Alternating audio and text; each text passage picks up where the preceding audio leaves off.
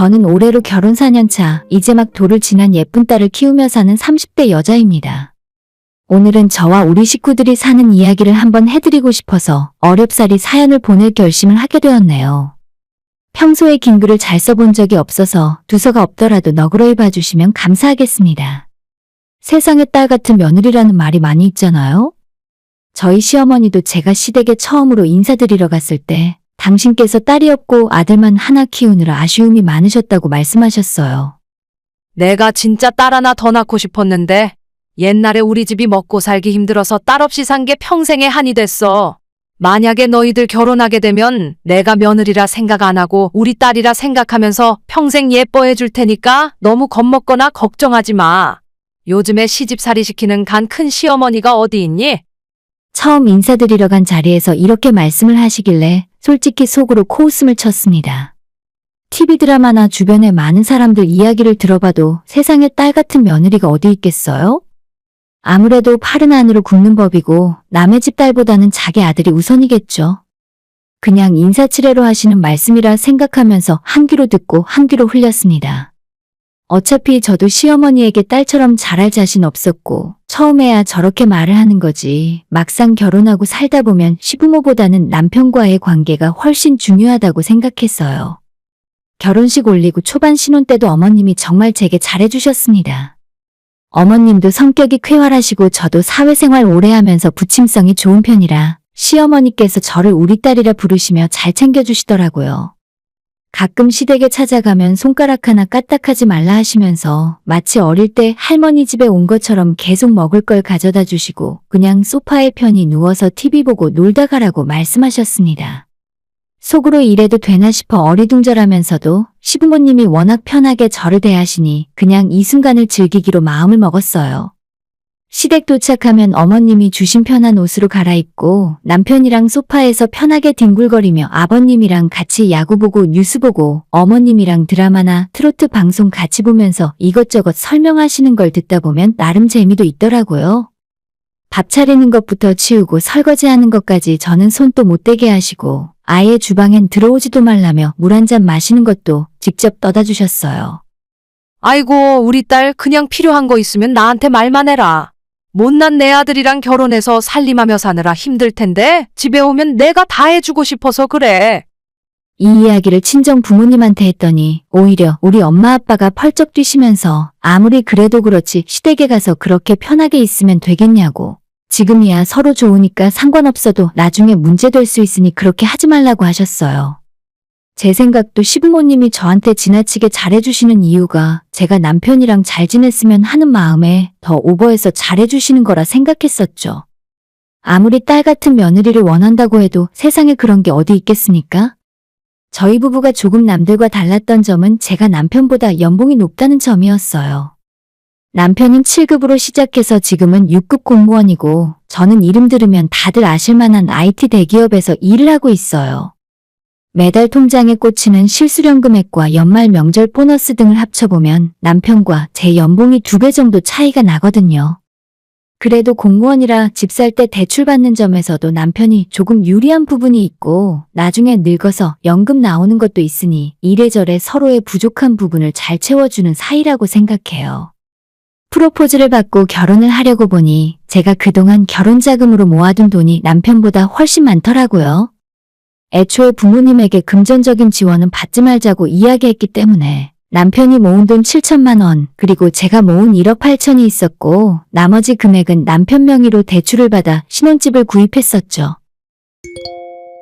아정엄마, 얘기 들었어. 얼마 전에 인터넷 정수기 약정 끝났다며? 그거 가만히 두면 지원금 한 푼도 못 받고 손해야. 에이, 요즘 그거 모르는 사람이 어디 있어? 인터넷 가입 가전 렌탈 대리점 아정당에 전화 한 통이면 인터넷 TV 최대 47만 원, 정수기는 최대 30만 원을 설치 당일 받을 수 있잖아. 맞아, 역시 아정엄마답네. 쓰던 요금 그대로 새 제품의 지원금까지 받을 수 있는데 똑순이 아정엄마가 이걸 놓칠 리 없지. 아정당이니까 믿고 바로 한 거지. 매달 10,000명 이상 신규 가입하는 가입자 수 독보적 1위 대리점이잖아. 누적 후기만 15,000개 이상이라니까? 365일 밤 10시까지 언제든 상담 가능한 건 또 어떻고. 알뜰폰까지 쓰던 번호 그대로 개통 가능하다니까 너무 좋지. 인터넷 정수기 알뜰폰은 역시 아정당. 이 영상 보시고 18만 아정당 유튜브 채널 구독만 해도 100만 원 상당의 최신형 휴대폰 증정 이벤트 참여할 수 있으니 꼭 구독하시고 경품까지 노려보세요. 결혼 준비를 하고 있으면 항상 시어머니가 집에 놀러 오라고 자주 부르셨고, 그때마다 저한테 하시던 말씀이 너는 인물도 좋고 능력도 좋은데 왜 자기 아들이랑 결혼해서 고생하며 살려고 하냐고 바보 멍청이라고 하셨습니다. 처음엔 적응이 안 됐지만 나중엔 그게 저를 돌려서 칭찬하시는 말이라는 걸 알게 되었죠. 저희 남편이 정말 성격이 좋고 배려심이 많아요. 보통 남자들이 여자보다 벌이가 적으면 괜한 자격지심에 성격이 삐뚤어지거나 부부싸움의 원인이 되기도 한다는데 남편은 그런 게 하나도 없습니다. 여보는 내가 월급이 더 많은 거 보면 안 좋은 생각이 들지 않아? 다른 남자들은 괜히 자존심 상해하고 질투하고 그렇다던데? 하고 물어봤더니 오히려 남편이 하는 말은 제가 돈을 많이 벌어와서 좋다면서 그때 제 뱃속에 아이가 있었는데 원한다면 자기가 육아휴직해서 살림하고 뒷바라지 해줄 테니 밖에 나가서 돈이나 많이 벌어오라 하더라고요. 실제로 아이 낳고서 제가 육아휴직으로 6개월 쉬었고 그 뒤로는 남편이 아니라 시어머니께서 아이를 전부 봐주셨어요. 저도 1년은 채워서 쉬고 싶었는데 도저히 회사 눈치가 보여 그렇게 할 수는 없겠더라고요. 시어머니가 저희 집안일도 자주 도와주시고 특히 아이 보는 건 도와주시는 정도가 아니라 저보다도 더 기저귀를 많이 갈아주셨고 분유도 더 많이 타서 먹이셨죠. 사실상 우리 딸은 어머님 손에서 길러졌다고 해도 과언이 아닙니다. 지금도 저는 회사 일 때문에 출퇴근 시간이 들쭉날쭉이라 좋은 엄마, 좋은 아내 역할을 다하기는 힘든 상황이에요. 대신 매일 정시에 퇴근하는 남편이 제가 해야 할 집안일까지 다 해주고 있고 어머님께서 제가 퇴근할 때까지 아이를 봐주시니까 아이 낳고 나서도 직장 생활을 아무 문제 없이 하고 있어요. 제가 업무적인 특성상 불규칙한 야근이 잦고 주말에도 회사에 호출이 있으면 출근을 해야 하는 때도 적지 않습니다. 그때마다 항상 군말 없이 저희 집에서 아이를 봐주셨고 제가 퇴근하는 시간에 맞춰서 따뜻한 집밥까지 차려놓고 저를 기다리셨어요. 우리 딸 퇴근했냐? 일하느라 힘들지? 빨리 들어와서 저녁 먹어. 내가 굵고 칸 냄비 끓여놨으니까 뜨끈하게 말아먹고 일찍 씻고 자라. 아까 1시간 전에 세영이 분유 타서 먹였고 오늘 목욕도 시켜놨다. 그럼 나는 가볼 테니까 저녁 먹고 편히 쉬어라. 제가 어머님께 우리 집안일은 안 해주셔도 되니까 그냥 애만 봐달라고 말씀드려도 본인이 심심하다며 청소기 돌리고 빨래 해주시고 맛있는 식사까지 다 차려주십니다. 감사한 마음에 용돈이라도 드리려고 하면 딸한테 돈 받자고 이러는 거 아니라면서 한사코 거절하세요. 억지로 드려봤자 절대 안 받으시니 제가 어머님 계좌로 직접 보내드린 적도 있는데 바로 제 통장으로 돌려보내주셨습니다. 우리 애도 봐주시고 집안일도 해주시는데 용돈이나 선물이라도 받으시라고 아무리 말씀드려도 너희들 버는 돈은 너희 식구들 먹고 사는 데나 쓰라고 하십니다. 평생 용돈 안 줘도 되니까 괜히 그런 걸로 부담 갖지 말고 대신 딸이랑 같이 시댁에 자주 놀러 오라고 말씀을 하셨어요. 처음엔 어머님을 많이 경계했던 것도 사실이지만 이제는 그냥 속마음이 따뜻한 분이시고 피가 섞이진 않았어도 이게 바로 가족이구나 싶어요.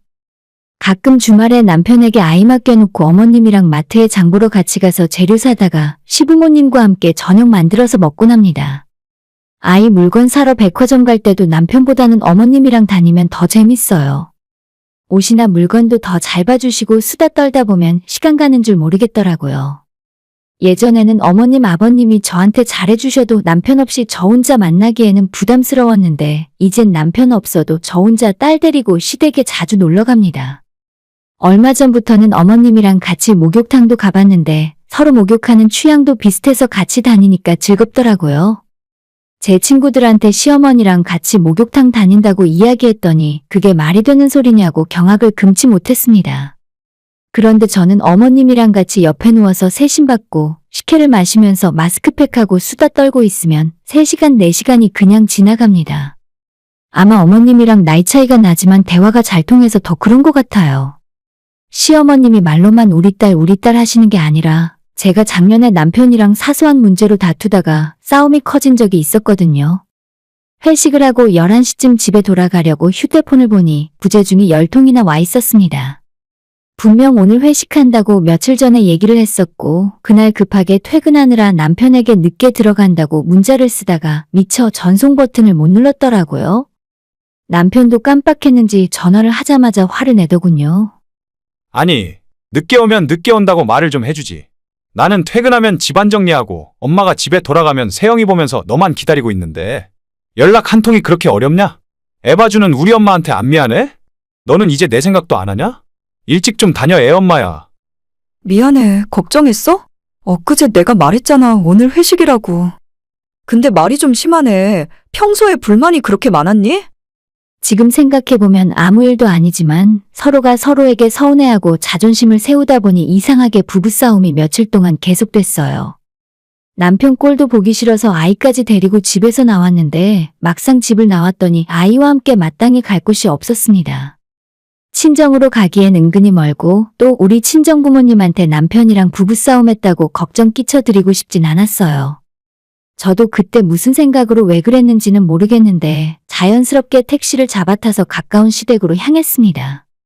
예고도 없이 아이와 함께 현관문을 열고 제가 들어갔더니 시부모님이 놀라시더라고요. 솔직하게 남편이랑 싸우고 얼굴 보고 있기 싫어서 집 나왔다고 했더니 시어머니께서 제 이야기를 다 듣기도 전에 자기 아들 욕을 막 하시는 거예요. 이런 썩을 놈을 봤나?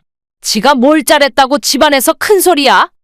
내가 아주 홍군형을 내줄 테니까 오늘은 아무 생각 말고 우리 집에서 푹 쉬고 가라. 세영이는 이리 줘. 할미가 봐줄 테니까 너는 누워서 잠 좀 자고 편하게 있어. 밥은 먹었니? 뭐 치킨이라도 시켜줄까? 순간 제가 친정에 온 건지 시댁에 온 건지 헷갈릴 정도였습니다. 어머님께서 그날 밤늦게까지 제 옆에서 같이 수다 떨어주셨고 저랑 같이 남편 험담을 하면서 무조건 제 편을 들어주셨습니다. 어머님이 그렇게 해주시니까 오히려 제 마음이 더 금방 풀리고 남편에 대한 원망이 사르르 녹더라고요. 그날 시댁에서 하루 자고 다음날 일찍 집에 돌아와서 남편이랑 맛있는 거 먹고 서로 간의 오해를 다 풀었어요. 더 오래 질질 끌고 화를 내보려고 해도 전날에 어머님이랑 남편 뒷담화하면서 기분이 싹 다 풀려서 웃음이 자꾸 나더라고요. 거기서 끝이 아니라 그날 이후로 어머님이 저희 남편만 보면 너는 마누라한테 저라고 업고 다녀도 모자란데 왜 못 살게 구냐고 혼을 내십니다. 이제는 안 싸우고 저희도 다 풀렸다고 말씀을 드려도 맨날 저 대신 남편을 혼내주세요. 한번 그러고 나니 이제는 부부싸움 할 일도 없어졌고 남편이랑 의견이 서로 갈리면 무조건 제가 맞다고 해버립니다. 어머님이 든든하게 제 뒤를 지켜주시는데 뭐가 무섭겠어요. 이렇게 하나부터 열까지 잘 맞는 시부모님이지만 올해까지만 이웃사촌으로 같이 살고 내년엔 아버님이 직장에서 정년퇴직하시면 살던 집을 팔고 한적한 강원도로 내려가서 사시겠대요. 그래서 빈말로 저도 아버님 어머님 따라 전원주택으로 내려가서 살고 싶다고 말씀드렸더니 저랑 우리 딸까지는 괜찮은데 아들은 지긋지긋하니까 놔두고 오랍니다. 쟤는 내가 30년 넘게 키웠는데 또 데리고 살고 싶진 않아. 너랑 세영이만 우리 집에 들어와서 같이 살자. 회사 그만두고 우리 다 같이 내려가서 고구마 농사 짓고 마당에 개 한 마리 키우자. 진짜 회사만 아니면 어머님 따라 같이 가고 싶더라고요. 제가 과장해서 하는 이야기도 아니고 지금까지 4년 동안 이 집안의 며느리로 살면서 단 한 번도 시부모님이 저한테 잔소리하거나 이거 해라 저거 해라 간섭하신 적도 없었습니다. 항상 제 생각이 옳다 하시고 너희 식구들만 행복하게 살면 바랄 거 없다고 말씀하셨죠. 세상에 딸 같은 며느리 없고 친엄마 같은 시어머니는 말도 안 되는 소리라고 하지만 저희 식구들은 조금 특별한 것 같아요. 앞으로도 더도 말고 덜도 말고 딱 지금처럼만 잘 지냈으면 좋겠습니다. 모든 고부관계가 전부 심각한 갈등 관계만 있는 것이 아니라 저희 식구들처럼 잘 지내고 있는 사람들도 많다는 걸 알려드리고 싶었어요. 다들 새해에는 가족끼리 갈등 없이 행복하게 지내셨으면 좋겠습니다. 오늘의 사연은 여기까지입니다. 구독과 좋아요, 알람 설정 부탁드려요. 다들 행복하시고 좋은 하루 되세요.